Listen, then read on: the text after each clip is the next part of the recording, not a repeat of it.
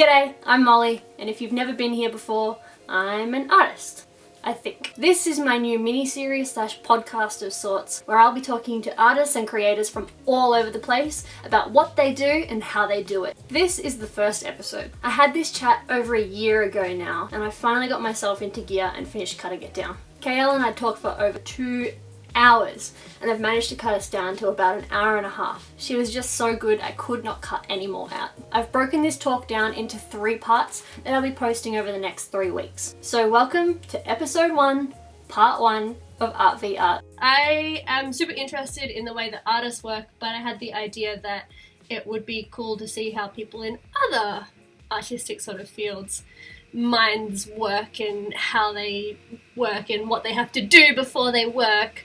So you're going to be the first person in this little mini-series, I guess. Guinea pig. I love it when I'm a guinea pig. What do you want me to draw for you? I want to draw, can you draw like some kind of Clark from Destruction? Of course I can. Any sort of preference? Well, because I remember that doodle you sent me and then was like, can't share this. And do you remember that? Yeah. And so now I'm like, well, if I can't share it, I want another one. Some kind of Clark, like riding a horse or, wearing your gold paint or whatever. Doodle. I live for the gold paint. I know, I love it. Like wearing the whole like thing, like maybe like with the shawl across her head, like you want to do like a shoulders up type portrait. No, I honestly don't know like what you're comfortable with. Well, I got my sketchbook out, but I'm gonna close my sketchbook and I'm gonna do it on loose paper, and then if you want, I can like post it to you. Yay!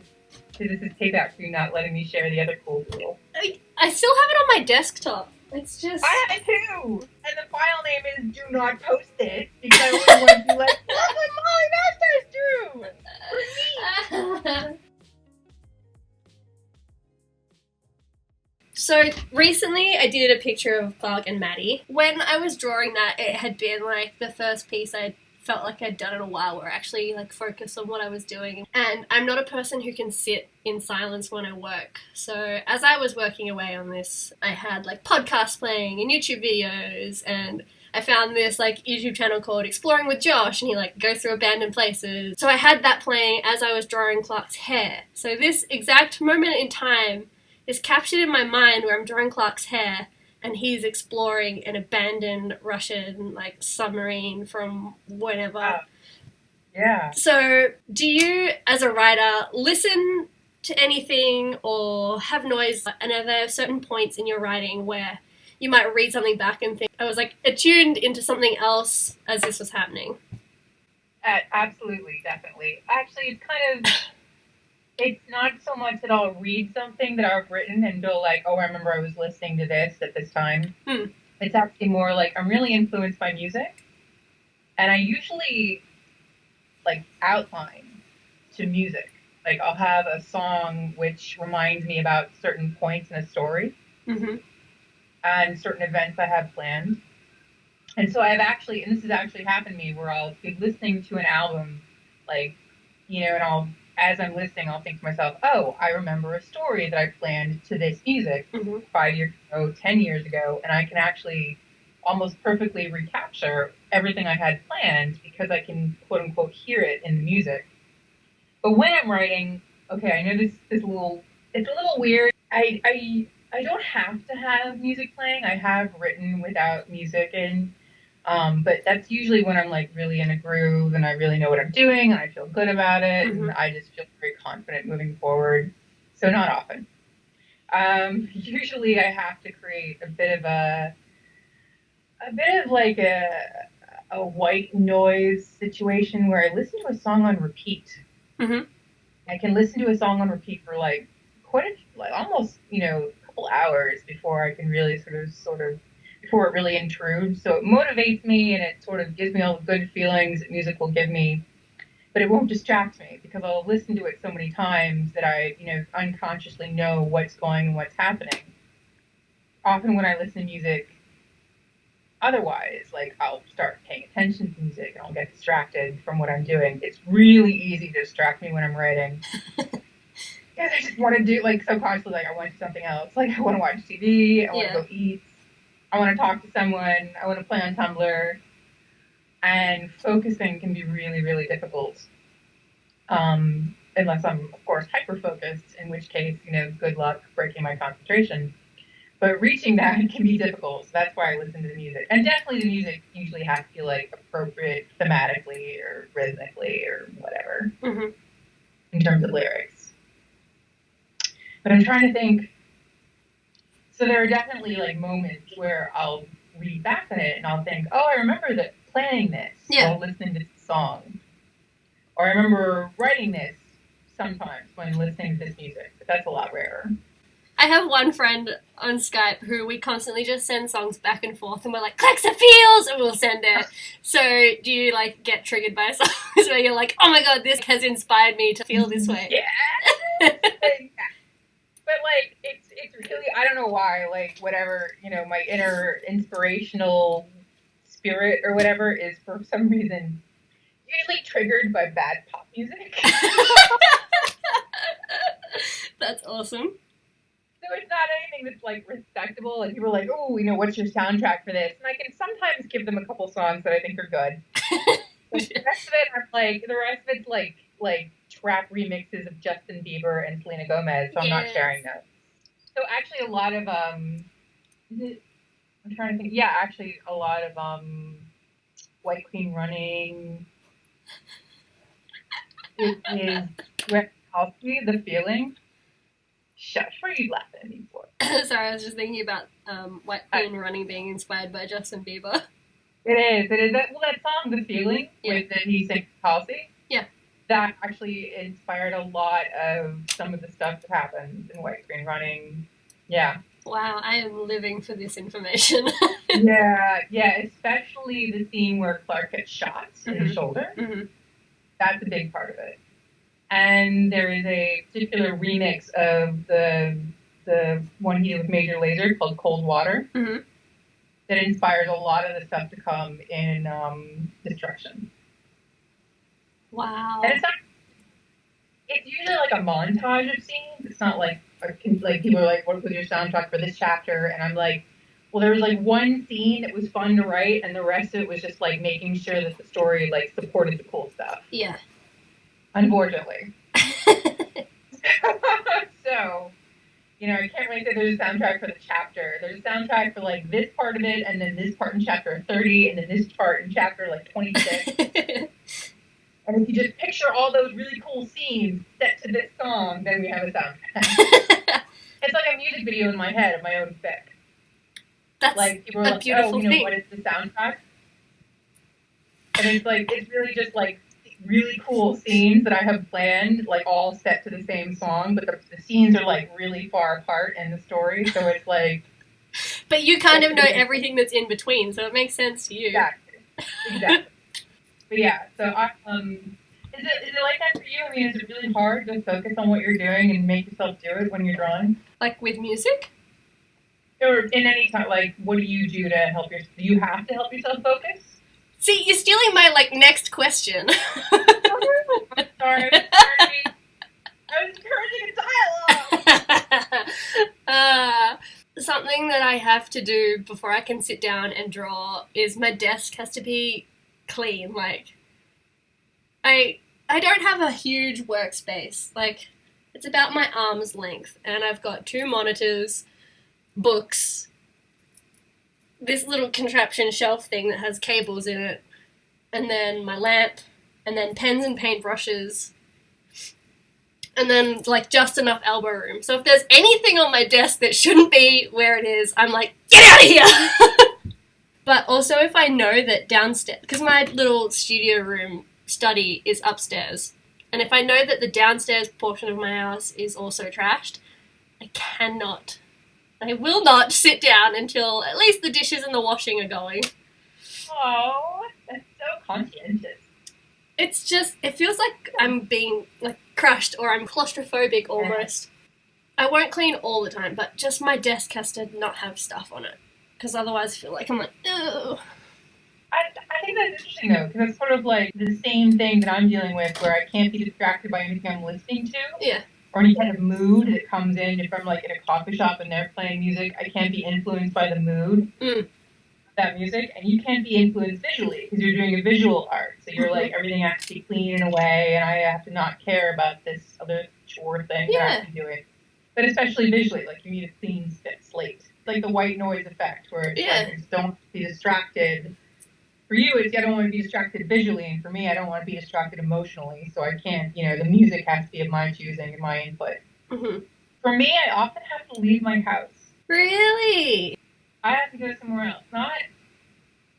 I'm really lucky I have an apartment right now with a balcony. Luckily, I can go out on the balcony, and that can be something as well. But I remember a really long time ago, and I think John Scalzi, who is now like a very sort of respected science fiction fantasy writer, he wrote a how-to guide or a writing guide or, I don't know, sort of like a mood booster or whatever. I think it was him, called You're Not Fooling Anyone When You Take Your Laptop to Starbucks. And for him, he was saying, this is not, you just want to be seen writing. You don't really care. You do your best writing when you're actually at home with no other distractions. Yeah. I actually thought it was really interesting because me personally, it's really hard for me to write when I'm sitting at home because my home is filled with everything I love. And why wouldn't I be doing any of those things except for writing? Which is, I do love it. I will sound like I hate it, but it's hard for me to, what can I say? It's a lot of work. Yeah. It's a lot of work, and I don't, my natural state of being, my genuine nature, does not trend toward hard work. It trends towards sloth and self-indulgence. So I would rather be watching TV or playing on my cell phone or on Tumblr or on the internet or watching YouTube videos. And often when I leave, either I go down on my balcony where there's no internet, so I'm like, well, I have to do something because there's no internet out here. Or I usually, of course, the cliche, you go to a coffee house and it's kind of like, well, I came all the way out here. I spent money for a drink and maybe food, and now I have to make it count by actually sitting down and doing some work. But I always think it's funny how the difference in temperament, I guess, between people who, if they work best at home, a lot of people say, their home is free of distractions.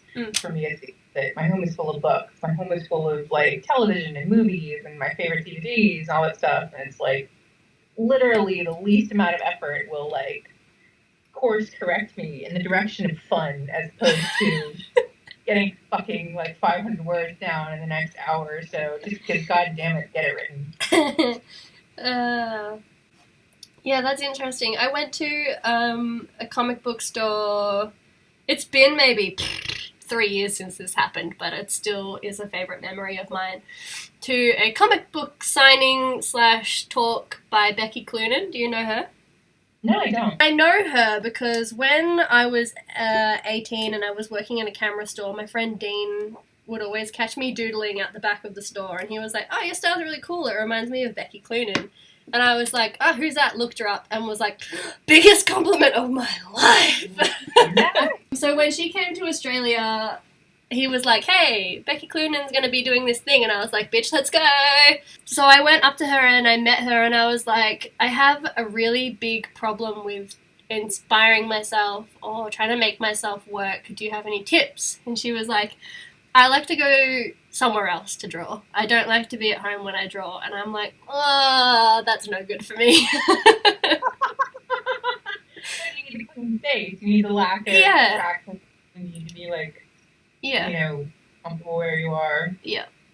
Well, that's the thing. I don't know if this is the same for you. I cannot, well, obviously it isn't because you're on the phone, you're on the Skype call talking with me. I cannot write if there's someone in the room with me who is someone I know, someone who at any time could approach me. Because I don't get approached in public. I have perfected my fuck off aura. 5 feet around me at all times. Which is not actually, I'm not actually saying fuck off to everyone. It's just, naturally evolved over time. And so I don't get approached. And, but if there's someone in the room, even if they say, oh, I won't bother you, I can't focus. Yeah. because they could say to me, there could be an emergency. It could need a cold drink or something. So I can't, like, descend into hyper-focus. Yeah. It's a really great line from one of my favorite childhood novels, A Little Princess, by Frances Hodgson Burnett. And the heroine is actually reading a book. And she's interrupted by screams of someone that sort of jars her out of the reading. And she describes how being interrupted in the middle of a story is like being slapped across the face for her. And I remember really resonating with that when I was younger. And it's the same when I'm writing. Like, when I'm interrupted when I'm actually doing well, it is literally like someone has slapped me across the face. I'm just really angry right away. Don't like being taken away. This is not even like a creative process, probably. This is just like ADHD, hyperfocus mode. It's a brain thing. Yeah. But it's true. I need to be fully left alone, shut away, shut off for at least, I'd say, an hour and a half. Like, what about, like, again, anticipating your question, do you just jump into stuff?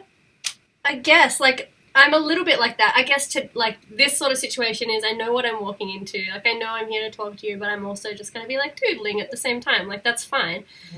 And I feel like if I had, say, Critter of Habit, like Maddie over, and she was like, oh, I'm going to come over and we'll just hang out and draw. If I knew that I was sitting here and I was drawing and she was going to be sitting behind me and she would just be sketching away, I'd be totally fine with that because I know that she's probably in the same mindset where she's going to be sitting there and she doesn't really want to talk to me, but we can just throw like random like little lulls at each other or whatever. That's actually true. That is the exception to the rule. I have done that once or twice with people. I've been like, let's go to a cafe together, sit down and write. And that's work. Yeah. I maybe I'm speaking out of turn. I don't know. I mean, you guys you use tablets and stuff, but you don't need to be connected to the internet. No. Computer, necessarily, like a computer with internet capability. And that's the other thing I often have to do is turn off the internet on whatever device I'm using when I'm working. And I'm like, I just can't, because the temptation is great. I'll stop and be like, I should look that up. And be like, no. Yeah. Don't go on Google. Do not pull up Chrome. Yeah. That's the way to hell. That's another thing though, is like that's a trap for me because I need the internet, especially if I'm drawing a picture of like Clark or Lexa. I'm like, I need a reference photo, so I'm either going to go to Google and find a photo that I've never seen before and be like, oh, click on that and it'll take me down wherever, and then I'll be watching Lexa compilation Vine videos on YouTube in about 2 seconds. This whole hour and you're like this entire hour gone. Yeah, but it feels worth it because her image is burnt into my mind and I can draw her perfectly.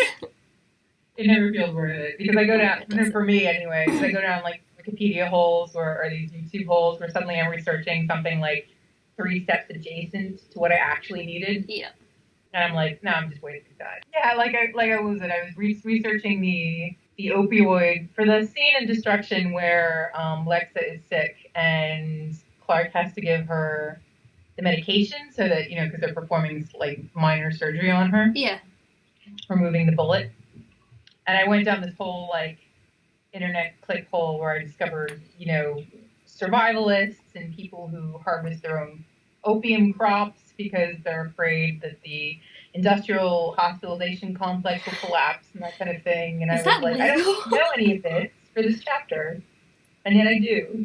And here I am. That's amazing. I know all of it.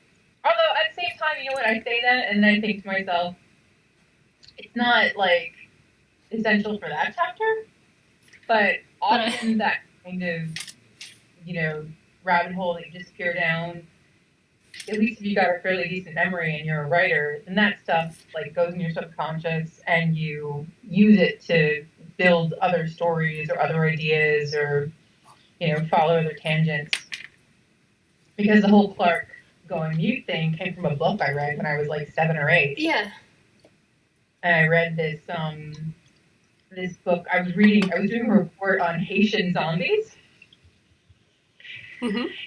Yeah, it's another time. But I learned about this this plant called, I'm going to mispronounce it, the Latin looks like Dieffenbachia or something like that. It's called dumb cane. It looks like sugarcane. Uh-huh. But if you eat it, it actually results in paralysis of the vocal cords. Yep. And that was something that I carried with me for like however many years. And I was like, what if I wrote a story about a character who was mute, had to make her mute? What about that shit I read about? Like, this is gonna work!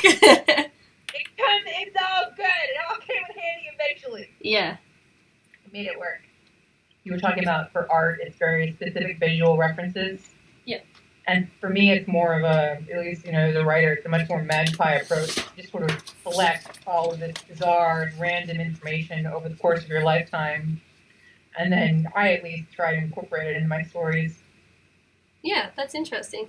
I'll be like drawing away and I'll get to like the colouring stage and my girlfriend Lily will like walk in and she'll be like, oh my god, that's so cool, like how do you know where to put shadows on things and like blah blah blah. I'm like, I don't even know how I know where to put shadows. I guess I just would like look at a face and I've obviously retained like some, even though I don't think I'm very good at lighting or colours or this sort of stuff, whereas she comes in and she's like, how do you make that look the way that it does?